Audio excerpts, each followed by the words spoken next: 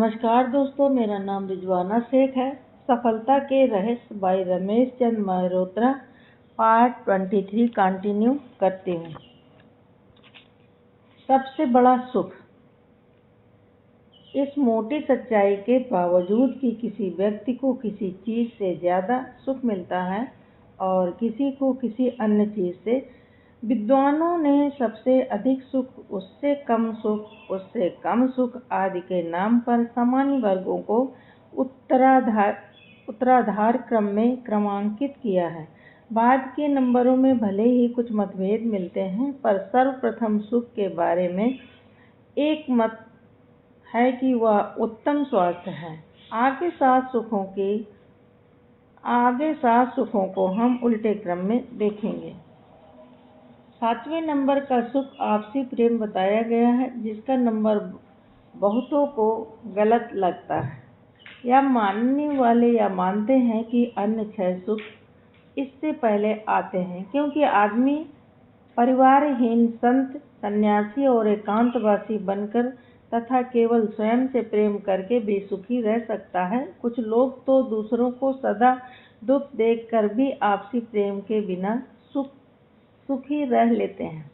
6ठे number पर सच्चाई कमाई को रखा गया है, काफ़ी नीचे। इसका कारण यह है कि झूठी कमाई पर भी लोग ऐश आराम, पद प्रतिष्ठा आदि के साथ सुखी देखे जा सकते हैं। कई बार पाप की कमाई पाप में ही जाती है, जैसे सूत्रवाद केवल तसल्ली देने वाले साबित होते हैं। कितने ही लोग कमाई को पाप की करते हैं, पर दान पुण्य में बहुत आगे रहते हैं। भगवान के यहाँ देर है अंधेर नहीं जैसे वाक्यों के बारे में आज तक यह कोई नहीं बता पाया कि भगवान के यहाँ कितनी देर है, और फिर बुरे व अच्छे कर्मों का फल मिलने में आखिर देर क्यों है। क्या भगवान को भी फैसला करने में देर लगती है?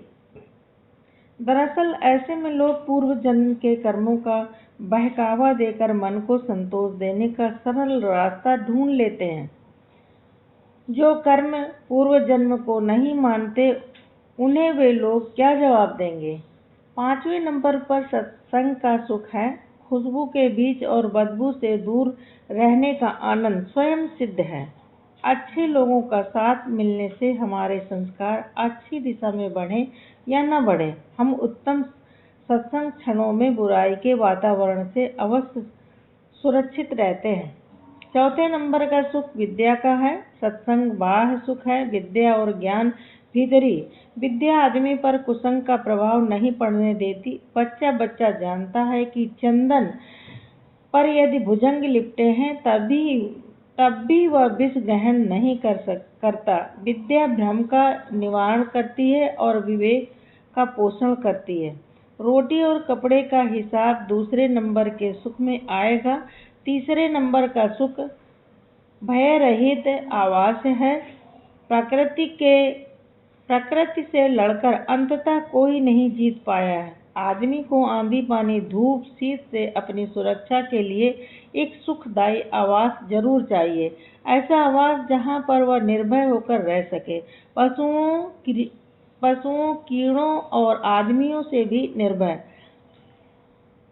ऋण रहित जीवन दूसरे नंबर का सुख है। इसका मतलब आर्थिक दृष्टि से इतना खाता पीता होना है कि हम अपनी जरूरतें खुद पूरी कर सकें। किसी चीज के लिए हमें दूसरों के आगे हाथ न फैलाने पड़े।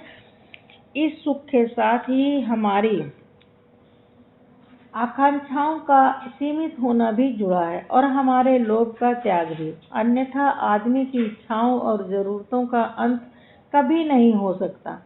अब प्रथम सुख, यदि स्वास्थ्य अच्छा न हो तो सारे सुख व्यर्थ हैं। अच्छे स्वास्थ्य के बिना आदमी धन, भोजन, मकान आदि किसी का भी सुख नहीं ले सकता। उत्तम स्वास्थ्य होने पर ही आप अधिक जी सकते हैं, अधिक काम कर सकते हैं, स्वयं के लिए और समाज के लिए, और मरने के बाद भी चलता रहने वाला यश अर्जित कर सकते हैं। क्योंकि शरीर मांद्य खलु धर्म साधनम है। चूंकि जान है तो जहान है, और चूंकि पहला सुख निरोगी काया है, इसलिए अपने स्वास्थ्य को सर्वोत्तम महत्व दीजिए। अपने ज्ञान को अधिक मत मानिए। जो आदमी कम जानता है, कई बार वह यह समझता है कि वह बहुत जानता है। इसके विपरीत जो आदमी जितना ज़्यादा जानता है, वह इस बात को भी उतना ही ज़्यादा समझता है कि वह बहुत कम जानता है।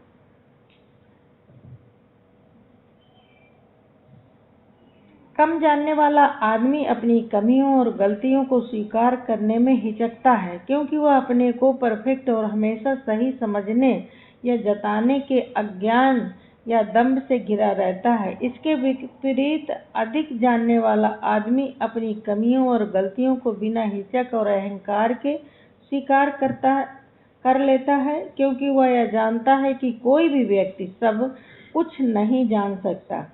कम जानने वाला व्यक्ति यदि ईमानदार न हुआ और यदि सावधान न रहा तो वह हीनता की भाव ग्रंथि का शिकार हो जाता है, जबकि अधिक जानने वाला व्यक्ति इस मामले में निर्द्वंद और सामान्य रहता है।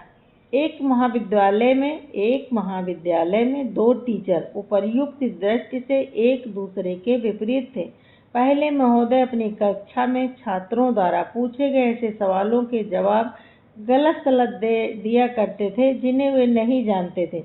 वे समझते थे कि यह कह देने से कि वे उनका उत्तर नहीं जानते उनकी तौहीन हो जाएगी, जबकि ऐसा करते करते बाद में वे अध्ययनशील छात्रों की नज़रों में सचमुच तौहीन की स्थायी मूर्ति बन गए। दूसरे टीचर वैसी स्थिति आने पर साफ साफ कह डालते थे कि वे प्रश्न विशेष का उत्तर नहीं जानते, आगे पढ़ कर बताएंगे। छात्रों को शुरू में एकाध बार तो वे कम योग्य लगे, पर बाद में उन्होंने योग्यता और व्यवहार दोनों क्षेत्रों में बहुत इज्जत पाई।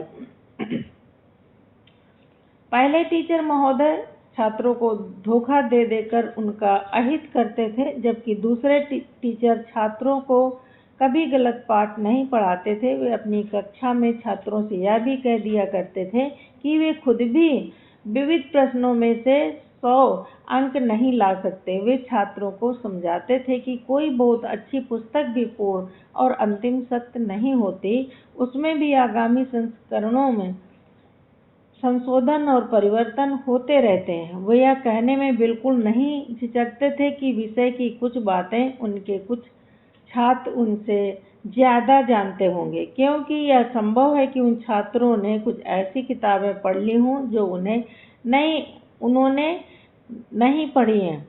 मुख्य बात है निष्ठा के साथ वास्तविकता का साक्षात्कार। उन टीचरों में से पहले साहब छात्रों के साथ ही नहीं, खुद अपने साथ भी छल करते थे।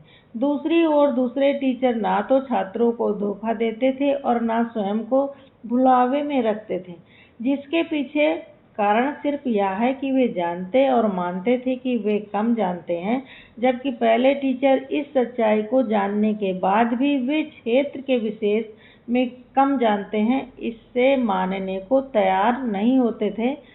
यूँ संसार का हर आदमी हर दूसरे आदमी से कुछ बातें जरूर ज़्यादा जानता है, क्योंकि किन्हीं भी दो आदमियों का संपूर्ण परिवेश 100% एक जैसा नहीं हो सकता।